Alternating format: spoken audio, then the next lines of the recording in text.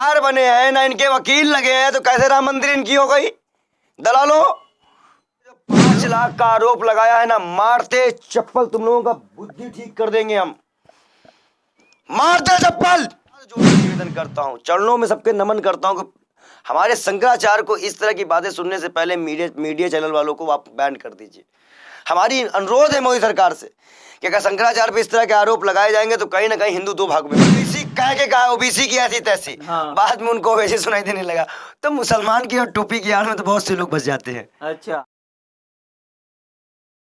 22 तारीख को राम मंदिर की प्राण प्रतिष्ठा होगी और उससे पहले हाई कोर्ट में याचिका दायर हो चुकी है, जिसमें हाई कोर्ट ने वो याचिका खारिज कर दी है। बाल योगी हमारे साथ हैं, इनसे पूछेंगे कि आखिर अब क्या करोगे। अब तो आपकी याचिका खारिज हो गई। नहीं, याचिका क्या थी कि सही नियमों का काम होना चाहिए। ठीक है, हम कोर्ट का सम्मान करने वाले लोग हैं, तुम्हारे दलाल थोड़ी ना है बेशर्मो।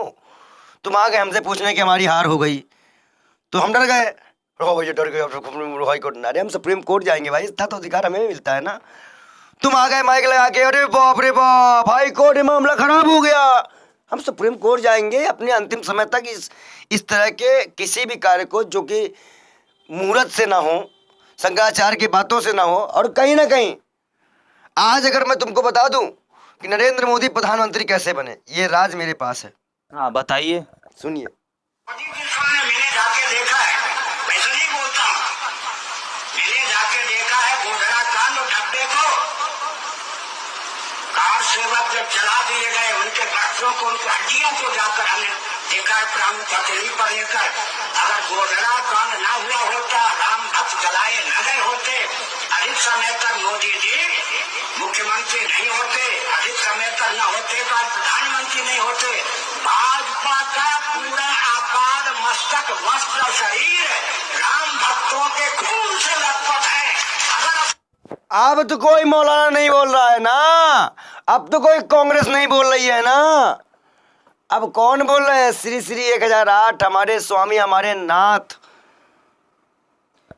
बुलाया नहीं जा रहा है इसलिए ऐसा कर रहे हैं, आरोप लगा रहे हैं। शर्मो, भगा देंगे यहाँ से, निकलो यहाँ से, तुरंत भगाएंगे, तुरंत यहाँ भगाएंगे अगर तुमने हमारे इन पे एक कमेंट किया। अबे हम तुम्हारे मौलाना पे एक कमेंट नहीं करते। हम अल्लाह अल्लाह, चुप चुप चुप चुप चुप, आरोप चुप। हम अल्लाह नबी की सुन्नतें पढ़ते हैं, उसके बारे में जानते हैं, कम से कम उनकी इज्जत कर लो, चाटुकारिता मत करना। उन्होंने भी कहा है किसी धर्म को बिना जाने समझे उन पे क्वेश्चन मत करना, लिखा है ना कुरान में। उसी की तहरीर दे रहा हूँ, तमीज से आना। कोई पागल नमूने से बात नहीं कर रहा हूँ, पंडित बाल योगी महाराज से बात कर रहे हो। लेकिन पंडित, ये आरोप अब क्यों लग रहे हैं? ये आरोप अभी नहीं है, ये बहुत पहले का बोला हुआ ये वीडियो है। मोदी, ये सब गोदी मीडिया, तुम्हारे दलाल मीडिया दिखाएगी क्या ये सब चीजों को? और देखो, इनका कोई ठोस महत्व नहीं है इनमें मंदिर में। बाल योगी तो दिखा रहे हैं ना, 350 से ज्यादा प्रमाण रखे हैं।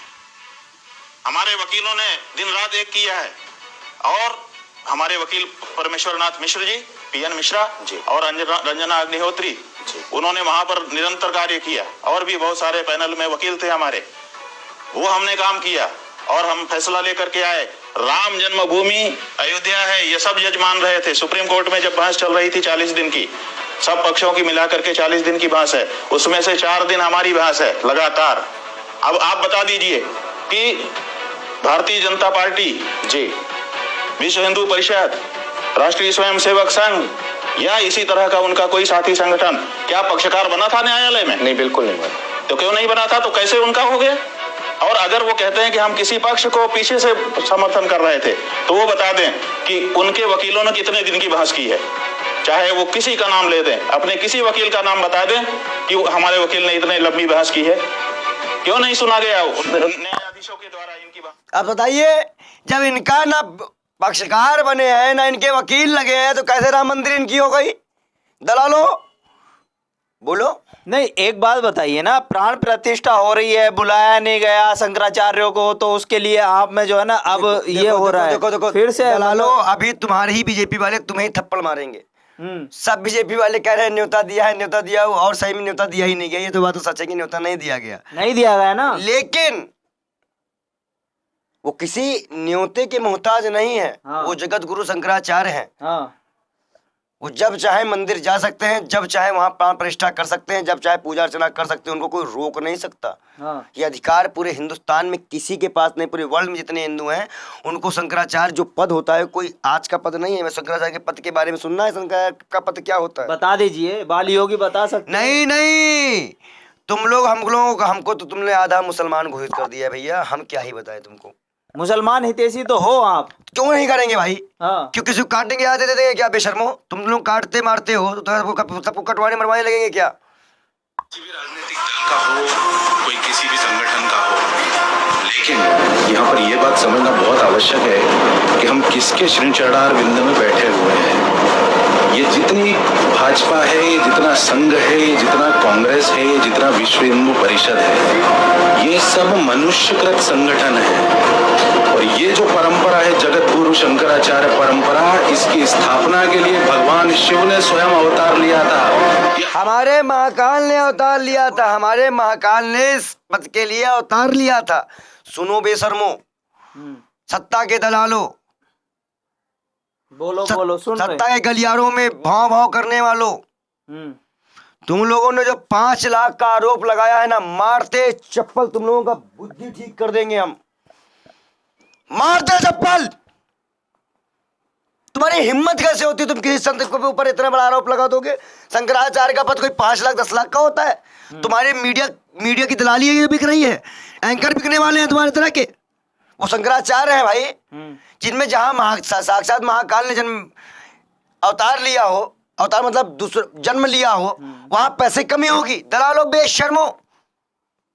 अच्छा, ये आरोप जो लगाया है, क्या लगता है आरोप इस पे हमारे शंकराचार्य जी ने, मुक्तेश्वर महाराज जी ने केस किया है। हाँ।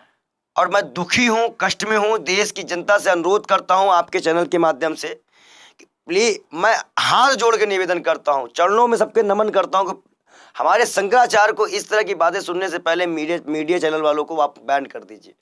हमारी अनुरोध है मोदी सरकार से कि अगर शंकराचार्य पे इस तरह के आरोप लगाए जाएंगे तो कहीं ना कहीं हिंदू 2 भागों में बटेगा, और हिंदू समाज को मत बांटिए। ये मेरा अनुरोध है आपसे। लेकिन भद्राचार्य जी को जानते हैं आप? बिल्कुल जानते हैं। क्या कहा है उन्होंने, सुना है वो? हम उस बयान का खंडन करते हैं, उनके ऊपर मुकदमा करने की बात भी करते हैं। हाँ। हम चंद्रशेखर का समर्थन करते हैं, उन पे मुकदमा करें, लेकिन उन्होंने उस बात को पलटी मार ली। हाँ। कि हमने इस तरह से नहीं, इस तरह से कहा था। हाँ। तो ये भगवे के आड़ में बहुत लोग छुप जाते हैं कहकर। अच्छा। जैसे रामदेव ने ओबीसी कह के कहा, ओबीसी की ऐसी तैसी। हाँ। बाद में उनको ओबीसी सुनाई देने लगा। तो मुसलमान की और टोपी की आड़ में तो बहुत से लोग बच जाते हैं। अच्छा, अब समझिए आप। हाँ हाँ, नहीं बात सही है, लेकिन क्या लगता मुझे है? हंसी आ गई, मतलब इतने बड़े पंडित जी होकर झूठ बोलना समाज में, मुझे हंसी आती है कि ये संत है और शंकराचार्य लोगों पे आरोप लगाए जाते हैं, जबकि सही दलाल तो ये है, बिजनेस तो ये करते हैं। हाँ। आप बताओ, इनके जो तेल ये बनाते हैं, कहते हैं बाल आ जाता है। अमित शाह का बाल आज तक नहीं आया, मैं क्या बताऊं आपको। और किस किस के बाल नहीं आए? और नरेंद्र मोदी जी का चश्मा कहाँ हट पाया? उनकी जो नेत्र ज्योति वाला जो है, मैंने भी 1 महीने डाला था भाई, इतना कड़वा कि 3 घंटे तो वहाँ कैसे नहीं कर पाओगे तुम। मैंने कहा क्या ही मिला देते हैं वो। और इन लोगों को बेचने का अधिकार भी इस सरकार में मिला है, व्यापार करने का अधिकार भी मिला है। आइलैंड खरीदा गया है, तो ये व्यापारियों की सरकार है, धर्म के नाम पे व्यापार करने वाली सरकार है। इसका हम खंडन करते हैं। हाँ। इसका हम खंडन कर रहे हैं, हमारे शंकराचार्य खंडन कर रहे हैं, बस बात खत्म। और कहीं ना कहीं हम सुप्रीम कोर्ट भी जाएंगे। हाँ। इसको रुकवाएंगे, अंतिम समय तक ये अनहोनी रोकेंगे, बाकी फिर तो प्रभु श्री राम की मर्जी। दिया गया। कैमरा पर्सन जफर के साथ मोहम्मद साजिद, ABC वर्ल्ड हिंदी।